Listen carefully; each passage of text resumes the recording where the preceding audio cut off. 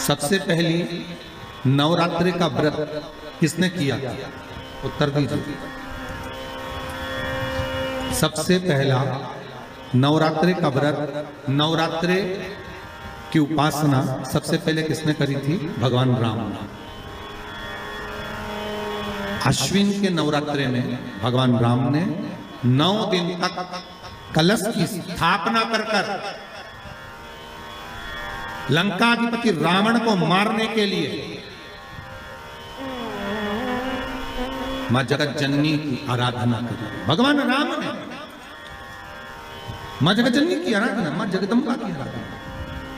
और कहते हैं मेरे राम ने प्रतिदिन मां आद्यशक्ति को निमंत्रण दिया और मां जगत जननी से विनती निवेदन कर कहा कि आपको प्रतिदिन आना पड़ेगा। इसलिए देवी भागवत में लिखा है कि नवरात्रि में एक दिन, जैसे प्रतिपदा है, पहला दिन है तो 1 कन्या का पूजन करो, द्वितीया है तो 2 कन्या का पूजन करो, तृतीया है तो 3 कन्या का पूजन करो, चतुर्थी है तो 4 कन्या का पूजन करो, पंचमी है 5 कन्या का पूजन करो, छठ है 6 कन्या का पूजन करो, सप्तमी है 7 कन्या का पूजन करो, अष्टमी है 8 कन्या का पूजन करो, नवमी है, जम के बोलो, 9 कन्याओं का पूजन करो।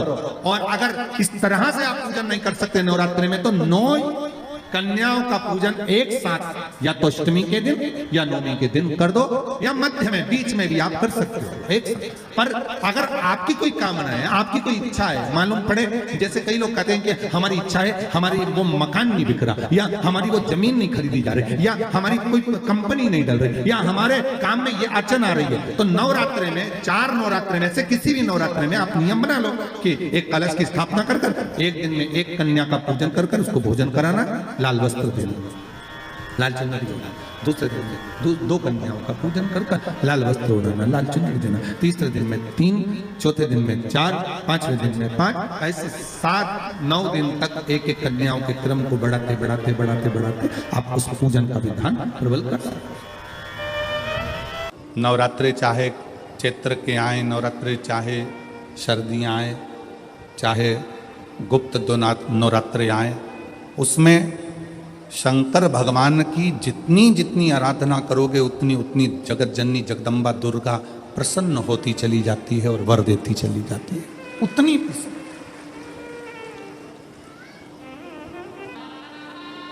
भगवान शंकर में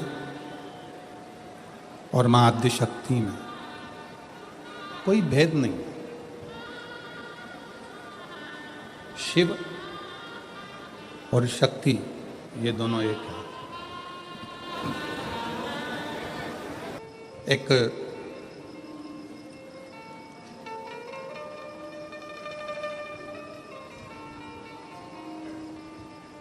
चित्ररथ नाम का एक राजा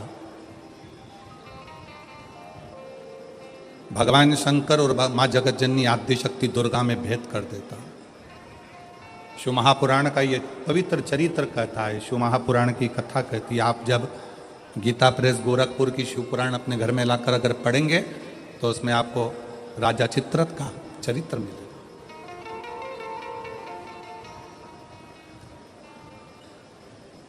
चित्ररथ का चरित्र जब आप दर्शन करेंगे तो राजा चित्ररथ ने शंकर पार्वती जी के सामने जाकर मां आद्यशक्ति को शिव जी के नजदीक में उनके गोदी में बैठे हुए देखा।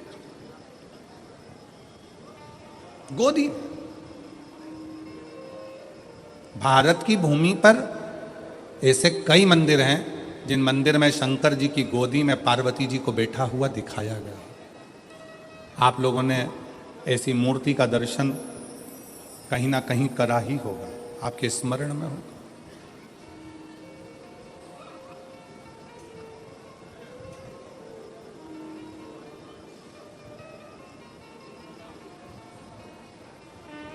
शिव जी की गोद में मां आद्यशक्ति, मां दुर्गा भवानी, मां पार्वती जी बैठी हैं। इस गोद में श्री कार्तिकेय जी बैठे हैं और पार्वती जी की गोद में श्री गणेश जी महाराज बैठे हैं। जरा स्मरण करिएगा, कभी यदि आपके सामने ऐसा कोई फोटो, ऐसा कोई चित्र व्हाट्सएप पर, सोशल मीडिया में आए तो इसमें संशय मत करना, इसको समझना। कि शिवजी ने अपनी गोद में, भगवान शंकर ने अपनी गोद में पार्वती जी को बिठा कर रखा है और पार्वती जी की गोद में श्री गणेश जी महाराज हैं। शिवजी की दूसरी गोद में, दूसरी जंघा पर भगवान श्री षडानंद कार्तिकेय जी विराजमान। और इस दर्शन को राजा चित्ररथ ने देख लिया। राजा चित्ररथ, और राजा चित्ररथ ने देखा, हंसने लगा। बताओ, जगत का पालनहारा, जगत का पिता और जगत धात्री मां दुर्गा, जगत को चलाने वाला, जगत का देवता, जगत का देवाधिदेव महादेव और जगत जननी दुर्गा, ये कैसे बैठे हैं? ये बैठे कैसे? महाराज,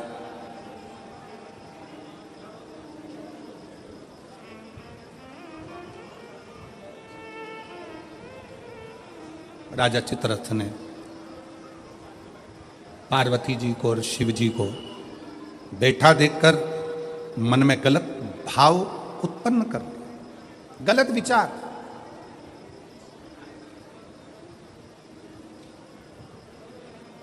गलत सोच। किसी किसी को पूजन करते समय भी गलत गलत विचार आते हैं। किसी किसी को मंदिर जाते समय गलत गलत विचार आते हैं। किसी किसी को मंदिर में पूजन करते करते गलत गलत विचार आते हैं। किसी किसी को पूजन करते समय गंदगी दिखती है, गलत विचार आते हैं। स्त्री के बारे में, पुरुष के बारे में, उसकी अवस्था के बारे में, उसके नग्न स्वरूप के बारे में, उसकी चित्त वृत्ति में गलत गलत दृष्टियां आने लगती हैं। गंदा भोजन उसकी दृष्टि में आता है जब वो पूजन करने बैठता है, भजन करने बैठता। कई लोग हैं ऐसे। और जिनकी भी दृष्टि में इस तरह की अगर बातें आ रही हैं कि मैं पूजन करने बैठी हूँ, मेरी गलत सोच हो रही है, गलत विचार आ रहे हैं, इस चक्कर में वो पूजन करना बंद कर देती है, इस चक्कर में पूजन करना बंद कर देता है, मंदिर जाना बंद कर देता है कि मैं मंदिर जाऊंगा, गलत सोचने में आएगा, गलत दृष्टि में आएगा। गलत कर नहीं रहा है।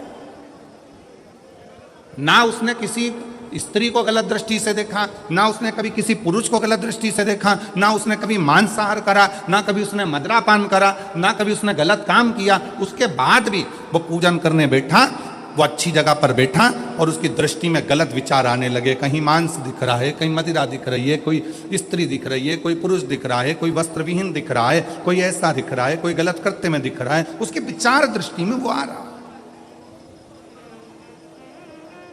और कई बार लोग परेशान हो जाते हैं कि गुरुजी ऐसा क्यों हो रहा है? हम तो अच्छा करने के लिए गए, हम तो मंदिर गए, हम तो भगवान के भजन करने के लिए गए, हम तो स्मरण करने के लिए गए, फिर हमारी चित्तवृत्ति में ये कैसे आ रहा है? हमारी सोच में ये कैसे आ रहा है?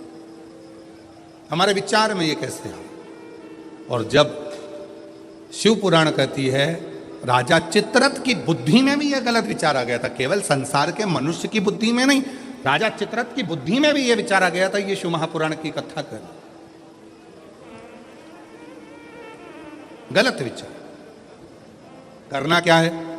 जब व्यक्ति को ऐसे गलत विचार आने लगे पूजन के समय पर, अच्छी जगह पर, ये गलत गलत विचार, आप गलत कर नहीं रहे हो, आप मांसाहार नहीं कर रहे हो, आप किसी स्त्री को गलत नहीं देख रहे हो, आप किसी पुरुष को गलत नहीं देख रहे हो, आप किसी मदिरा की दुकान पर नहीं गए हो, पर आपकी विचार धारणा में अगर ये चीज़ें पूजन करते समय, भजन करते समय, अर्चना करते समय, मंदिर जाते समय, मंदिर में बैठते समय, मंदिर में उपास करते समय तुम्हारी बुद्धि में अगर ये चीज़ें आ रही हैं, मन में अगर ये चीज़ें पाठ करते करते भी अगर आ रही हैं, तो समझ लेना कि आपके ऊपर कहीं ना कहीं किसी ना किसी रूप में कोई अन्न किसी के घर का ऐसा खा लिया है जिसके कारण तुम्हारी बुद्धि थोड़ी सी भ्रष्ट हुई है। उसको सुधारें कैसे?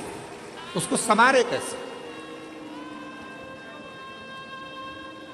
अब किसी ने यही प्रसंग को सुनकर कहा, गुरुजी अगर किसी के घर का अन्न खाया है तो अन्न खाने के बाद तो वो पच गया, पचने के बाद वो गंदगी में निकल भी गया।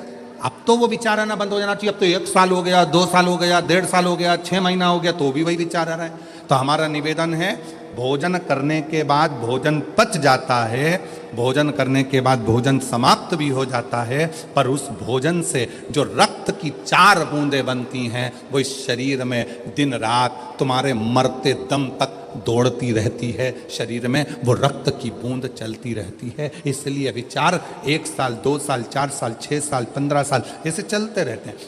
उस विचारों को, गलत सोच को, गलत विचारों को, गलत दृष्टि को समाप्त कैसे करें?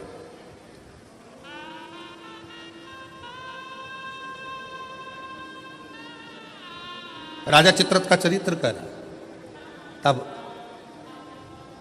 राजा चित्ररथ ने गलत विचार से पार्वती जी और शिव जी को देख लिया। गलत विचार से शिव जी कुछ नहीं बोले, कुछ, पर पार्वती मैया ने राजा चित्ररथ को श्राप दे दिया। श्राप, तो शिव जी का इतना बड़ा उपासक होकर, शंकर भगवान का इतना बड़ा भजन करने वाला, इतना भक्ति में डूबने वाला, इतना स्मरण करने वाला राजा चित्ररथ, तू शिव जी का इतना उपासक होने के बाद भी तूने माता और पिता को गलत भाव से देखा है, इसलिए तुझे असुर बनकर जन्म लेना पड़ेगा, राक्षस बनकर। फिर वो चित्ररथ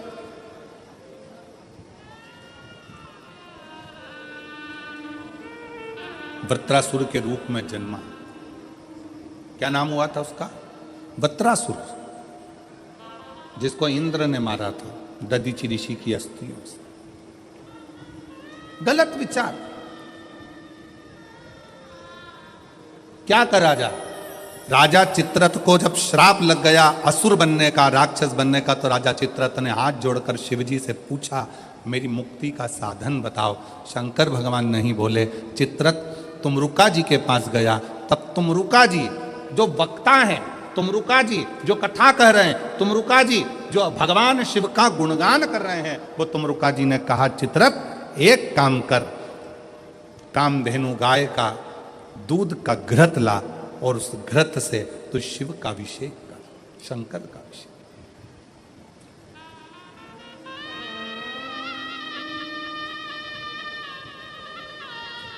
मेरी जीजियों, मेरे जीजाओं, मेरी बेटियों, बेटाओं, मेरी माताओं, मेरे भाई, मेरे बांधव, अपने को भी अगर गलत विचार आते हो, पूजन के समय पर पाठ करते करते गलत जगह पर अपना मन जा रहा हो, तो 5 प्रदोष एक कटोरी में 1 चम्मच घी गाय का, देसी गाय का 1 चम्मच घी, 1 चम्मच भी ना हो तो आधी चम्मच घी, आधी चम्मच भी अगर घर में ना हो तो 2 बूंद घी, 2 बूंद भी ना हो तो देसी गाय का 1 बूंद घी अपनी हथेली में मध्य में लगाकर, जो शंकर भगवान का,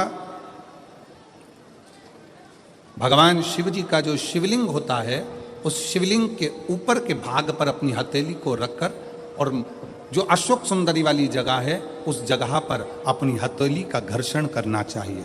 लगभग 5 प्रदोष अगर आपने कर लिया तो निश्चित है आपकी बुद्धि में कभी गलत विचार पूजन करते समय आएगा ही नहीं, और गलत दृष्टि की ओर जाओ।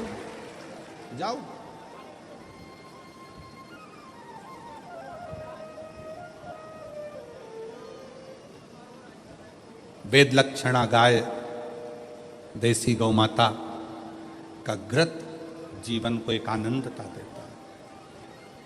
आनंद।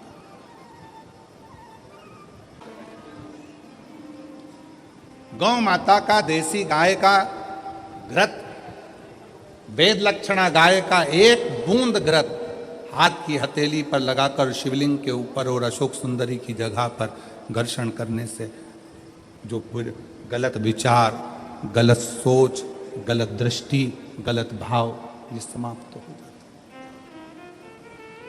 समाप्त हो।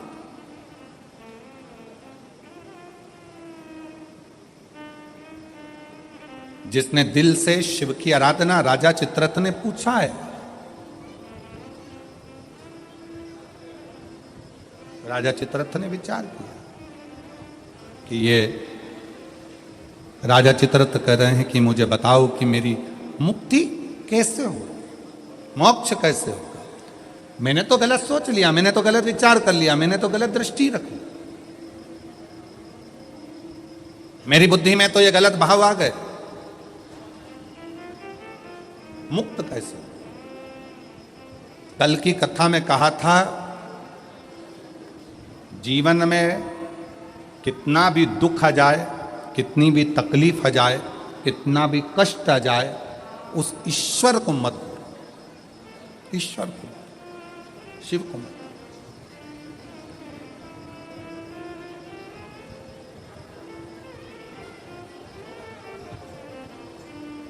उसको हर पल याद करते हो, उसको हर क्षण स्मरण करते हो, हर। ओ भोले रे तेरे बिना भी क्या जीना, ओ बाबा रे तेरे बिना भी क्या जीना। फूलों की कलियों में, काशी की गलियों में, फूलों की कलियों में, काशी की गलियों में, तेरे बिना कुछ कहीं ना, तेरे बिना भी क्या जीना, ओ बाबा रे तेरे बिना भी क्या जीना, ओ शंभू रे तेरे बिना भी क्या जीना। फूलों की कलियों में, काशी की गलियों में, फूलों की कलियों में, काशी की गलियों में, तेरे बिना कुछ कहीं ना, तेरे बिना भी क्या जीना, ओ बाबा रे तेरे बिना भी क्या जीना, ओ शंभू रे तेरे बिना भी क्या जीना। उस शिव की हर पल याद करते रहो, हर घड़ी।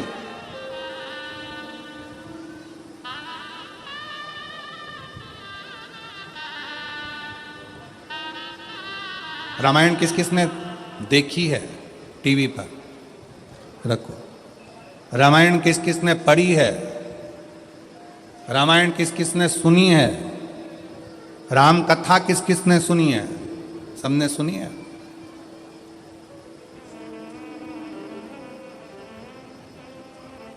राम जी पर ऐसा कौन सा दुख था जो नहीं आया? विचार करिएगा। राज सिंहासन मिलने वाला था और 14 वर्ष के लिए, बोलो बोलो जम के बोलो, वन। आप कहते हो थोड़ा सा दुख आ गया, मेरी दुकान नहीं चल रही, मेरी नौकरी नहीं लग रही, मेरी सर्विस नहीं लग रही, मैंने इतनी मेहनत करी, सफलता नहीं मिल रही। अरे जिसके पास में सिंहासन आने वाला था, रात की रात उसको 14 वर्ष के लिए वन जाना पड़ जाता है। 14 वर्ष के लिए कितना बड़ा दुख होगा, जरा याद करिएगा। 14 वर्ष के लिए वन के लिए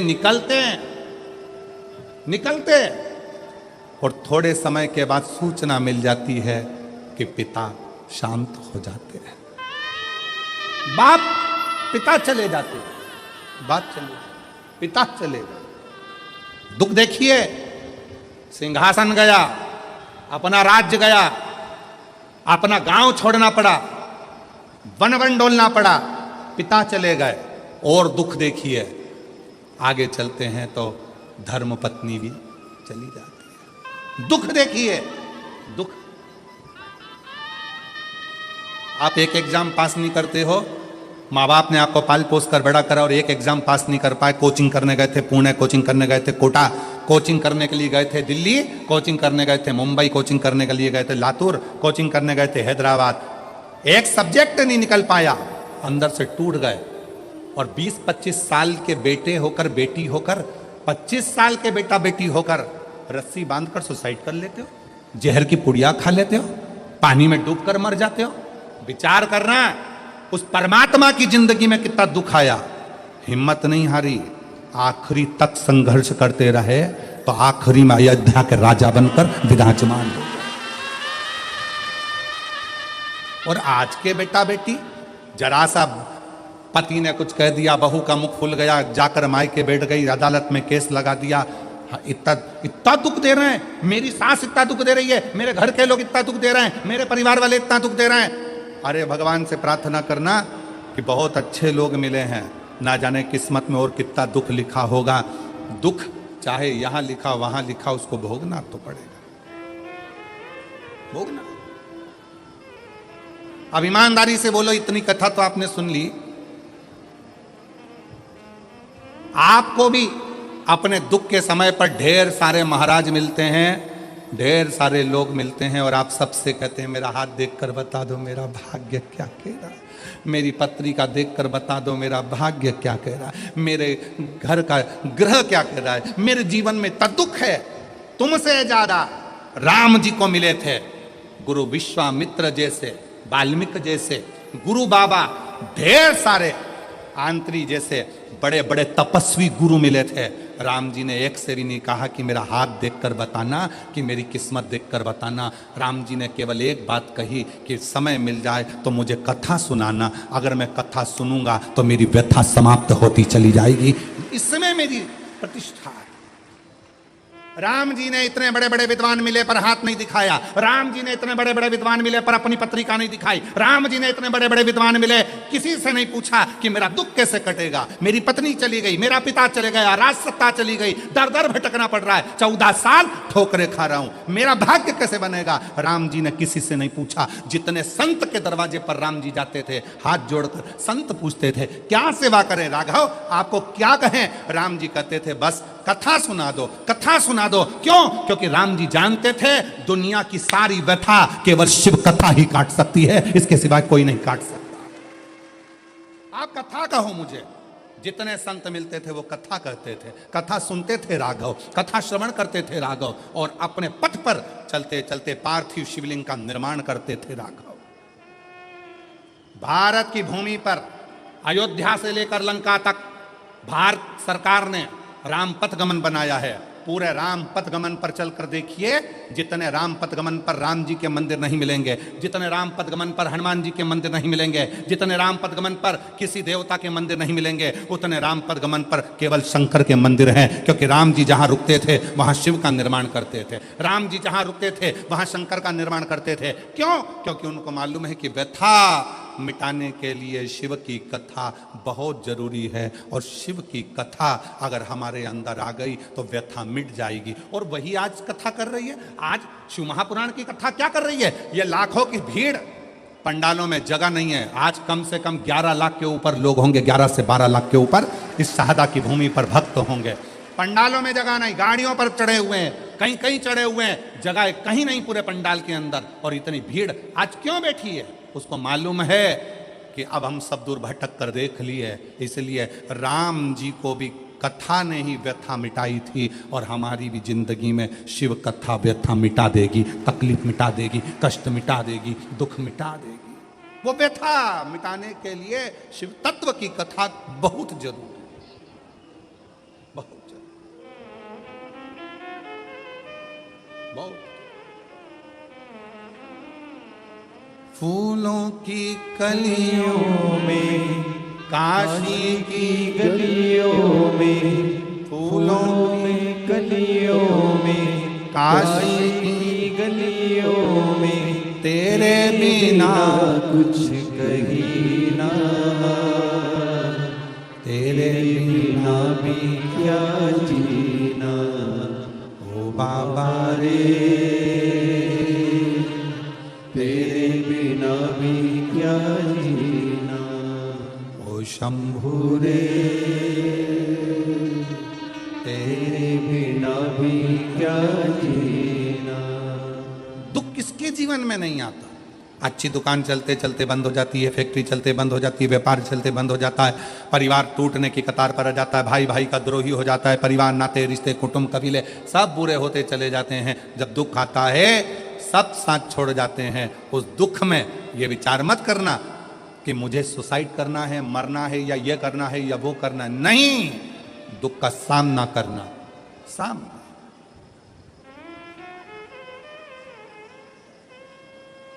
पढ़ो जितने मेरे बेटा बेटी बैठे हैं उनसे निवेदन है, मेरी बहनों से, मेरी जीजियों से, मेरी बेटियों से खूब पढ़ाई करो। तुम्हारे पापा ने, तुम्हारी मम्मी ने तुम्हारे से बहुत आस लगाई है। घर के लोग तो मना कर रहे थे कि बेटी को बाहर मत भेजो, पर तुम्हारे पापा ने जिद कर कर, माँ भी मना कर रही थी मत भेजो, आज का माहौल ठीक नहीं है, पर एक बाप का बेटी पर भरोसा कितना होता है कि अपनी बेटी को बाहर गांव पढ़ने के लिए भेज देता है। अपने बाप के, अपने पिता के, अपने पापा के भरोसे को टूटने मत देना मेरी बेटी।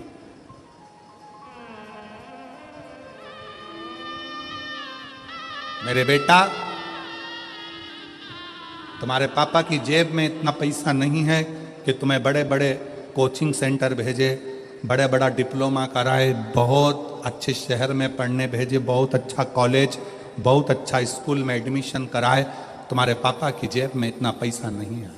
पर मेरे बेटाओं, याद रखना, तुम्हारा पापा ना जाने कहाँ से मेहनत कर कर तुम्हारा पिता ला ला कर तुमको पढ़ा रहा है, तुम्हें मंजिल तक पहुँचा रहा है।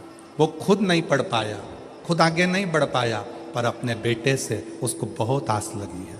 इसलिए बेटा याद रखना, खड़े होना तो सनातन धर्म की लाइन में खड़े होना, खड़े होना तो शिवालय की लाइन में खड़े होना, किसी दारू की दुकान पर मत खड़े होना।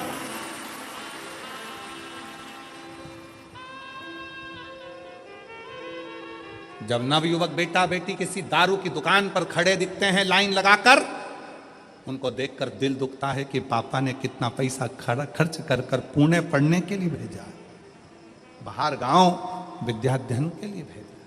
थोड़ा सा आप सियोर वाले महाराज का कहना मत मानो, पर अपने पापा का मुख तो देखो। बेटियों से निवेदन है, एक पिता ने अपने भरोसे पर तुम्हें पढ़ने के लिए भेजा है। ये जो फालतू के जो ये लफड़े हैं ना, ये मुझे चाहता है, वो मुझे चाहता है, ये मुझे चाहता है, वो मुझे चाहता है, ये प्यार मोहब्बत, ये सब दिखावे के हैं। 4 दिन की चांदनी,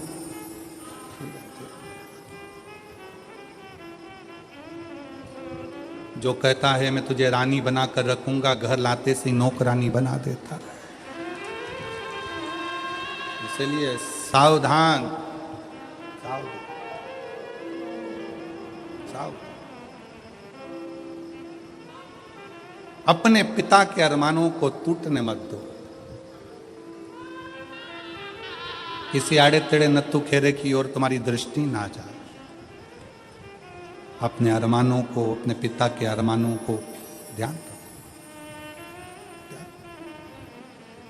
गलत सोच जा रहा है, गलत दृष्टि जा रही है, गलत जगह अपना मन जा रहा है, तो देसी गाय का घृत थोड़ा सा हाथ में लगाकर, भले 1 चम्मच ना हो, 1 कटोरी ना हो, आधी चम्मच भी ना हो तो 2, आधी चम्मच ना हो तो 2 बूंद, 2 बूंद ना हो तो 1। जैसे संत कहते हैं ना, 24 घंटा भजन करो, 24 घंटा नहीं कर पाओ तो 12 घंटा करो, 12 घंटा भजन नहीं कर सकते तो 6 घंटा करो, 6 घंटा भजन नहीं कर सकते तो 3 घंटा करो, 3 घंटा भजन नहीं कर सकते तो 1.5 घंटा करो, 1.5 घंटा नहीं कर सकते तो 1 घंटा, 1 घंटा भगवान को याद नहीं कर सकते तो आधा घंटा करो, आधा घंटा भगवान का भजन नहीं कर सकते तो 15 मिनट, 15 मिनट नहीं कर सकते तो 5 मिनट, 5 मिनट नहीं कर सकते तो 2 मिनट, 2 मिनट भगवान का भजन नहीं कर सकते तो 1 मिनट, और 1 मिनट में भजन नहीं कर सकते तो चुल्लू भर पानी में डूब मरो।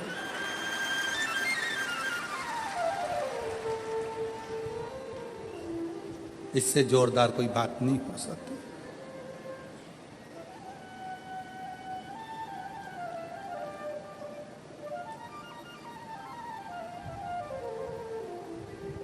कितनी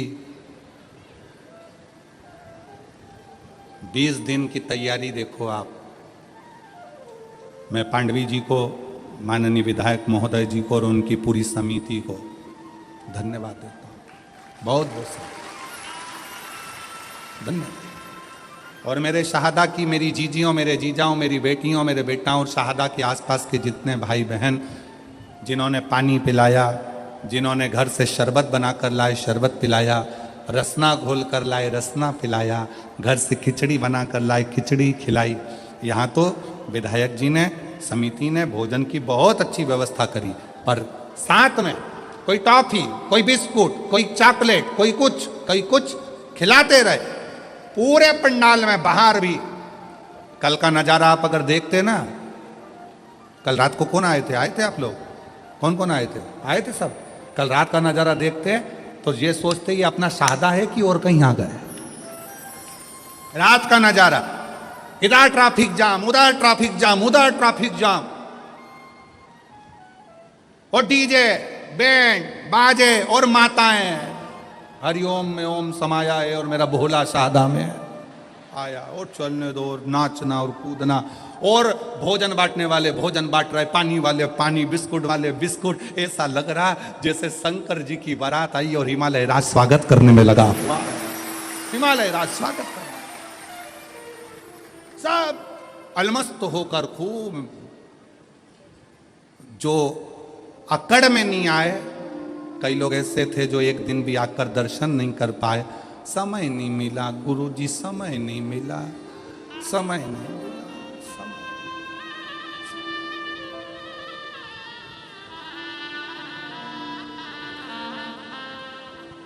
अरे भाई,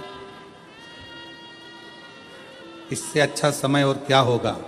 बताओ जरा, ईमानदारी से बोलो, इससे अच्छा समय क्या होगा? कोरोना जैसी बीमारी आई, मोहल्ले के 4-6 निपट गए, तू बचा रह गया। इससे जोरदार समय और क्या लेकर आएगा?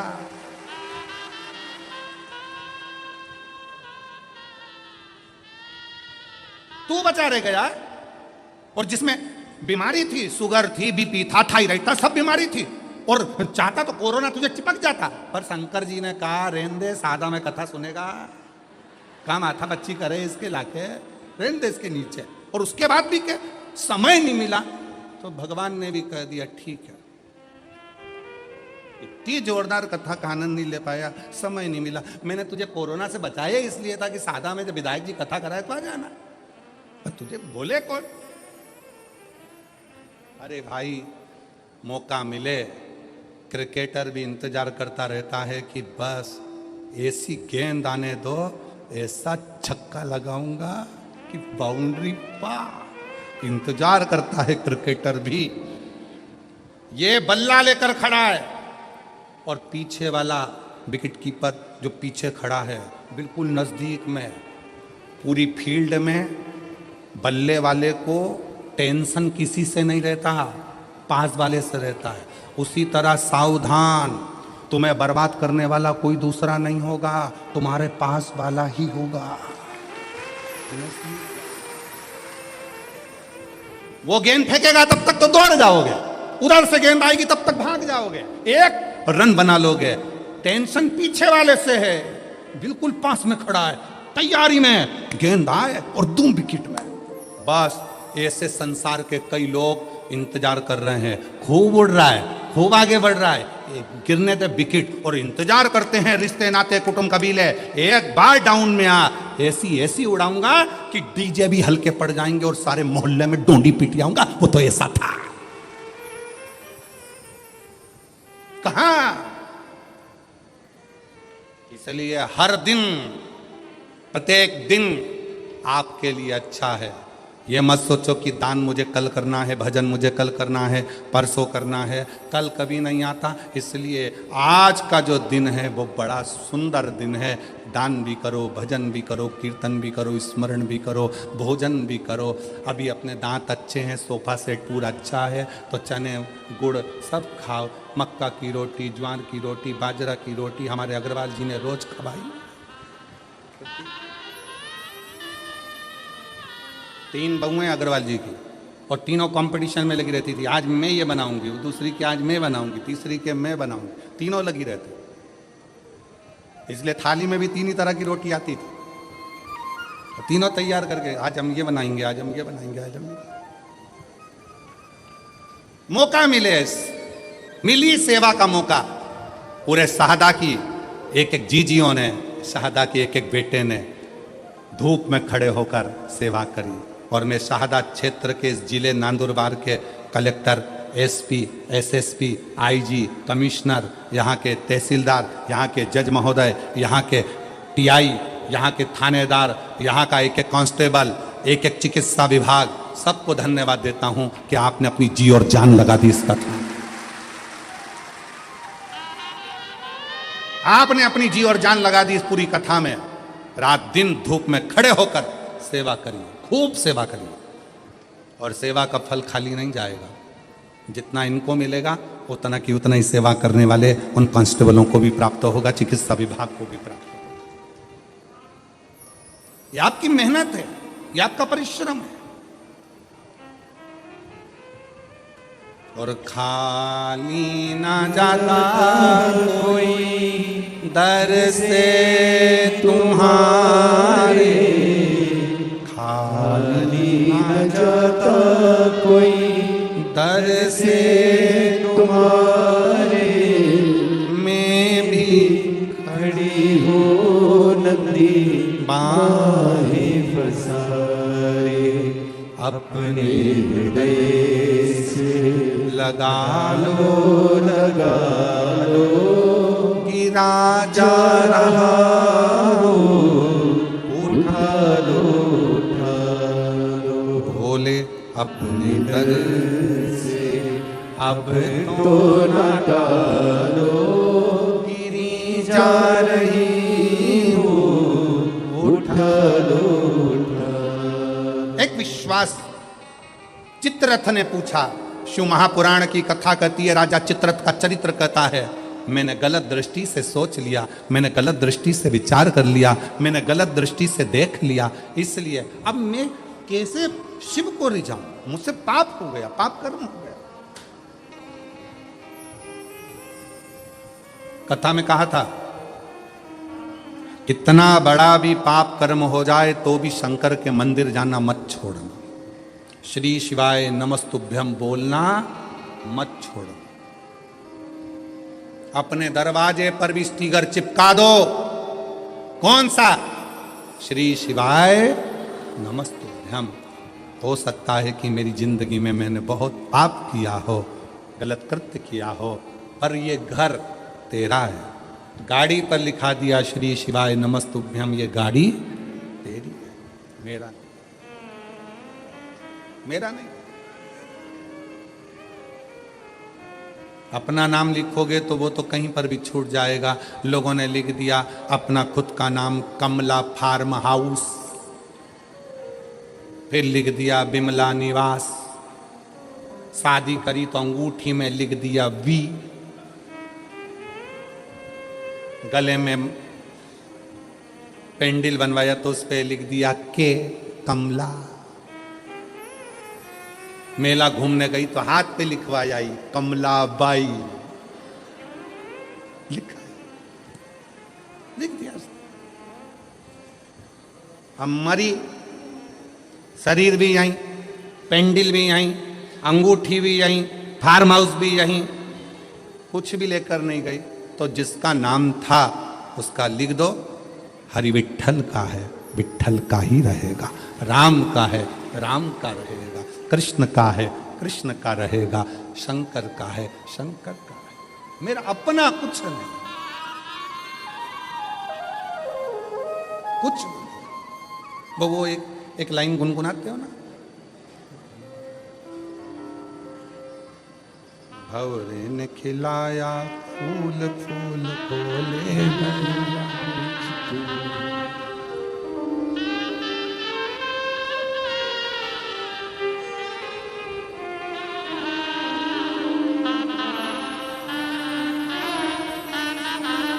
उड़ गया, शरीर गया, सब पड़ा की पड़ा रह गया। भंवरे ने खिलाया फूल फूल खोले,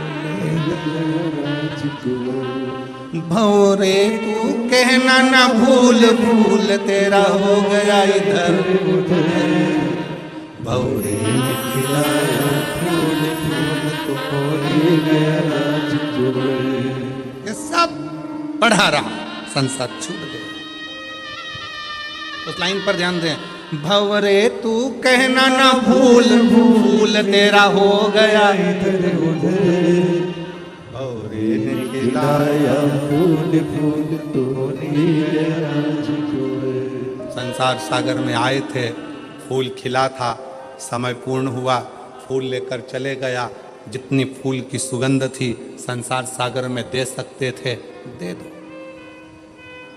दो। मक्खी देखी है? अरे बोलो तो जम के, मक्खी देखी है? अच्छी जम के बोलो, देखी है? अच्छा, शक्कर पर बैठती है ना, गुड़ पर बैठती है, मिठाई पर बैठती है ना। रात के समय पर शक्कर का डिब्बा खोल कर रख दो, रात के समय पर गुड़ का डिब्बा खोल कर रख दो, रात के समय पर गुलाब जामुन खोल के रख दो, रात के समय पर रसगुल्ला खोल के रख दो, मक्खी आएगी नहीं। मक्खी बहुत समझदार होती है। रात में मक्खी कभी नहीं आती, दिन में आती है। इसलिए मक्खी दिन में शक्कर के डब्बे के पास आती है, मक्खी दिन में गुड़ के पास आती है, पर मक्खी रात में नहीं आती। और यही शिव महापुराण की कथा कहती है, जब आपके दिन अच्छे होते हैं तो कोई तुम्हारे दरवाजे पर हाथ फैलाने आता है, अंधेरे में कोई नहीं आता। जब बुरे दिन होते हैं तब कोई नहीं, कौन आएगा? मक्खी दिन में आती है शक्कर खाने, मक्खी दिन में आती है गुड़ खाने। रात के समय डब्बा खोल के रख दो, मक्खी नहीं आएगी। आपके अच्छे दिन हैं तो लोग आएंगे, काका जी हमारे को जरा बेटे की फीस जमा करना है, भैया भूख लगी है, दादा प्यास लगी है। आपके दिन है इसलिए आ रहे हैं। आपके दिन नहीं होंगे ना, रात होगी ना, कोई नहीं आएगा। जब आपके पास में कुछ नहीं होगा, कौन मांगने आएगा? कौन रिश्तेदार, कौन नातेदार, कौन कुटुंब, कौन मोहल्ला, कौन आएगा? दिन है तो लोग आ रहे हैं। अगर आज कोई तुम्हारे को कुछ कह रहा है, सुनो, क्योंकि आज आपका दिन है।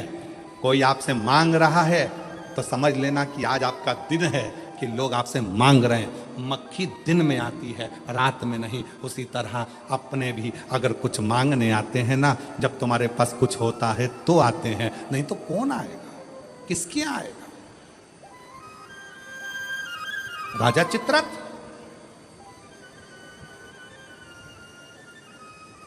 और राजा चित्ररथ ने हाथ जोड़कर प्रार्थना करी, मेरी गति सुधार दो, गलती हो गई, इस गलती को कैसे सुधारें? कहा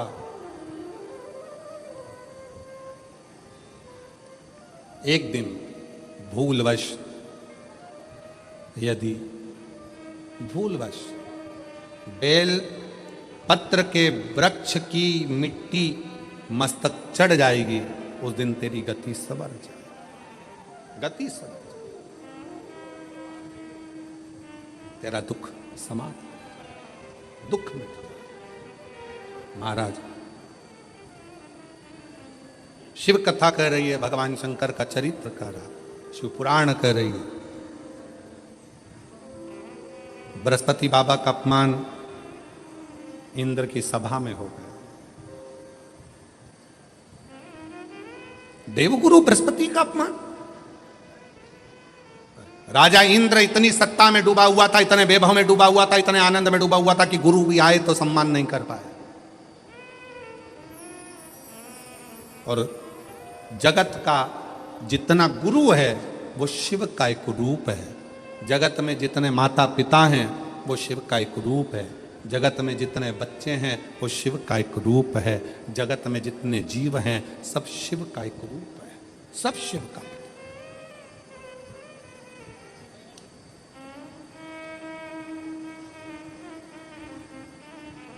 देवगुरु बृहस्पति जी का अपमान हो गया, विश्वरूप जी को गुरु बना लिया इंद्र। तीन मुख, तीनों से भाग देना। क्रोध आ गया इंद्र को, तलवार उठाकर इंद्र ने विश्वरूप जी का सिर काट दिया। ब्राह्मण हत्या माथे चढ़ गई। उस ब्राह्मण की हत्या को क्या करूं? ब्राह्मण हत्या जब माथे चढ़ी तो कमल की डंडी के अंदर जाकर छुप गए। कमल की डंडी के अंदर इंद्र छुपे। देव ऋषि नारद जी ने आकर देखा कि इंद्र तो कमल की डंडी के अंदर छुपे हैं, तो कहा अरे इंद्र कब तक छुपे रहोगे, यह ब्राह्मण हत्या पीछा छोड़ने वाली नहीं है, इसलिए इसको बांट दो, इस ब्राह्मण हत्या को बांट दिया जाए।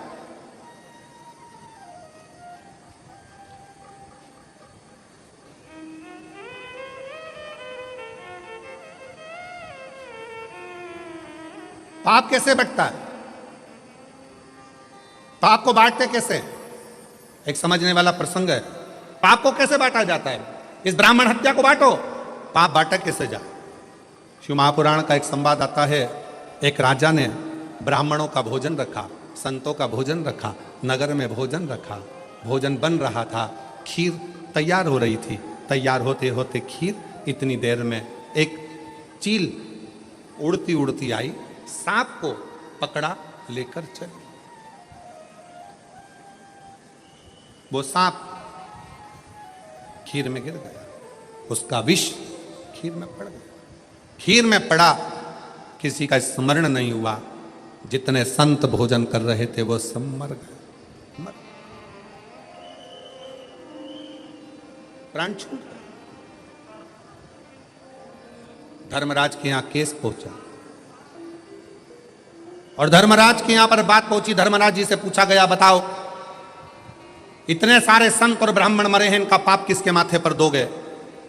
चील अपना पेट भरने के लिए भोजन ले जा रही थी, उसको सांप खीर में गिरा, उसको जो भोजन बना रहा था उसको, या जो भोजन करा रहा था उसको, या राजा जिसने भोजन ब्राह्मणों को खिलवाया उसको, जिसने निमंत्रण दिया था। धर्मराज मौन होकर बैठ गए। समय आएगा तब इस पाप को किसके माथे पर चढ़ाना है वो बता दिया जाए।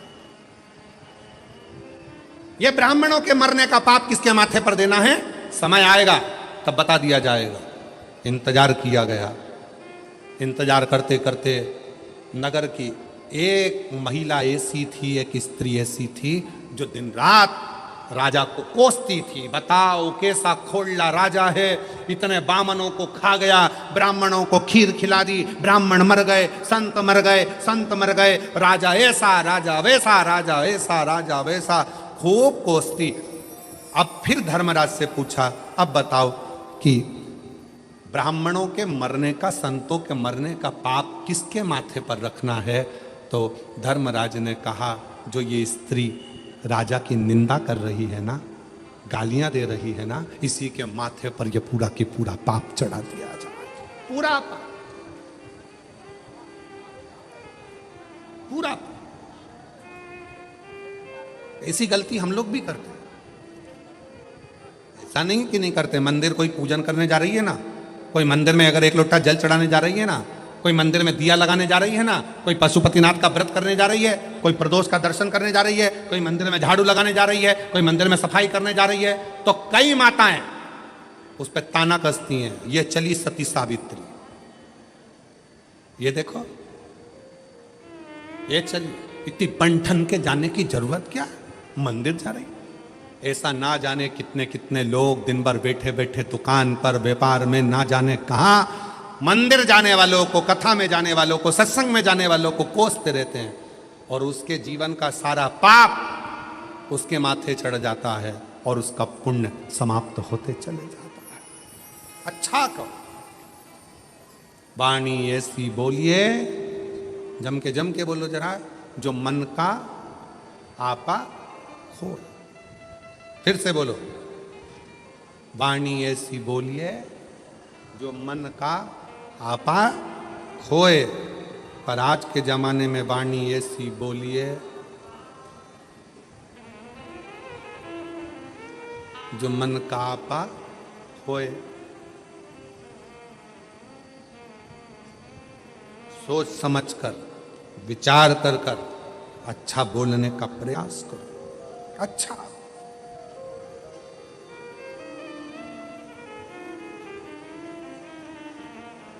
इंद्र पूछ रहे हैं भगवान नारद जी से, बताओ इस ब्राह्मण हत्या को कहां बांटा जाए, इस ब्राह्मण की हत्या को कहां बांटे? उत्तर दो। देव ऋषि नारद ने कहा कि यह काम करो, पृथ्वी के पास जाओ, पृथ्वी हमसे ब्राह्मण हत्या का अंश ले लो पृथ्वी ने ब्राह्मण हत्या का अंश लिया तो पृथ्वी का बंजर भाग ब्राह्मण हत्या का अंश है। पृथ्वी पर जो वृक्ष लगते हैं, वृक्ष में जो गोंद लगती है वो ब्राह्मण हत्या का अंश है।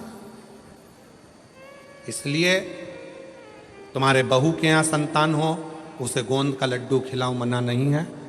पर जन्माष्टमी का कार्यक्रम हो या रामनवमी का कार्यक्रम हो, भगवान के प्रसाद में गोंद नहीं डालना चाहिए।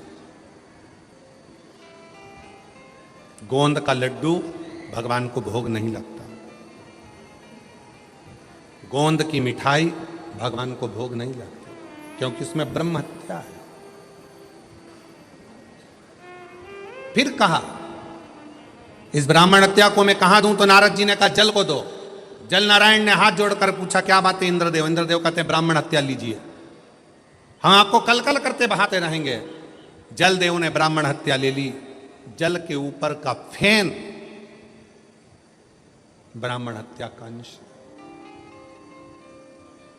सनातन हिंदू धर्म में एक नियम पहले से चला आ रहा है, लोग उसको समझते नहीं है कि हमारे यहाँ अगर कोई संत, कोई गुरु, कोई ब्राह्मण, कोई साधु, सन्यासी, तपस्वी, साधक, उपासक जब भोजन करने के लिए आते हैं, सबसे पहले भोजन की थाली रखने से पहले पानी का गिलास भरा जाता है।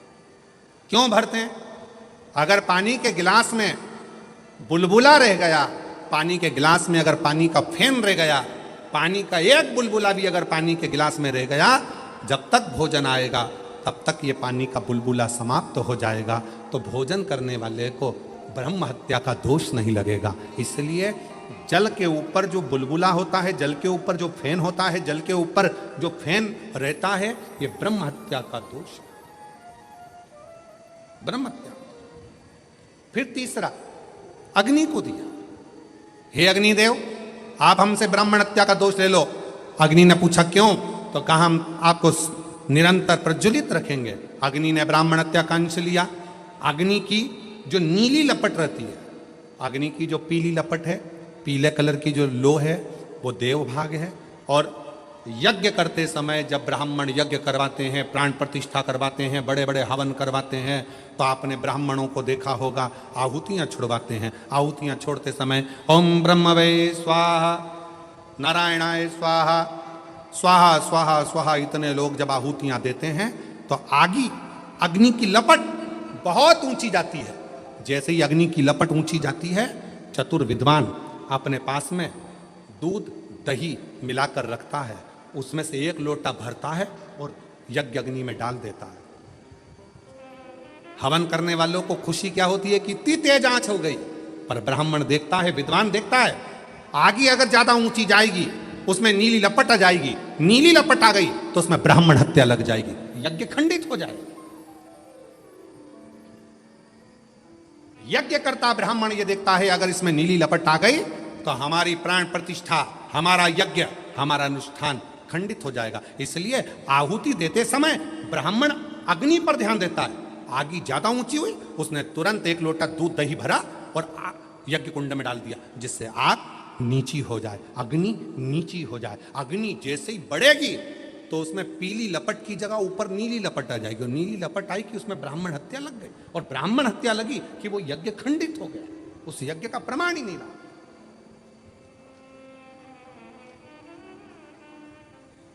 सीमित अग्नि, अग्नि को दिया ब्राह्मण हत्या का अंश। अब किसको दूं नारद? नारद जी ने कहा वे काम करो, स्त्री को दे दो। स्त्री से कहा आपको हम ब्राह्मण हत्या का अंश देते हैं, आप ले लीजिए, मेरा फायदा क्या? कहा आपको प्राण छूटने तक हम सुंदर बनाकर रखेंगे। स्त्री ने कहा ठीक है, युवान अवस्था आपकी बनाकर रखें। स्त्री ने ब्राह्मण हत्या का अंश लिया।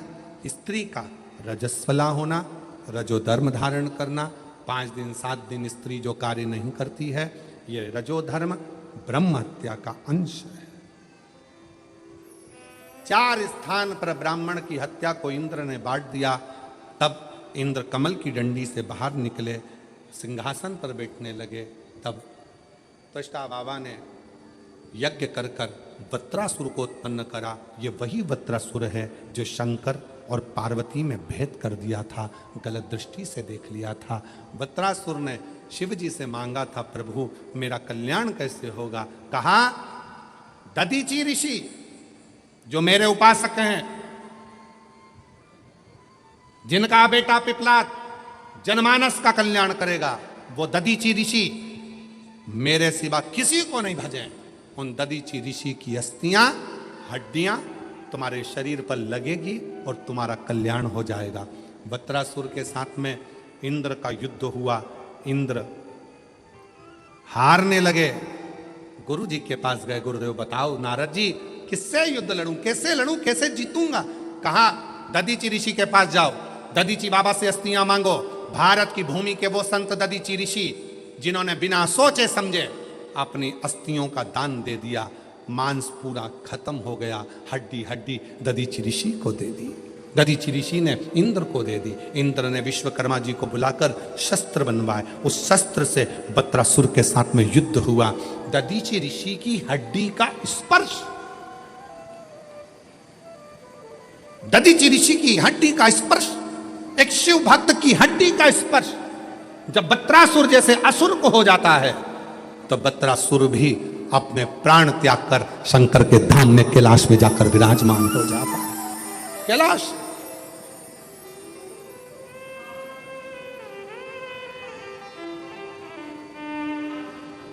ओ बाबा रे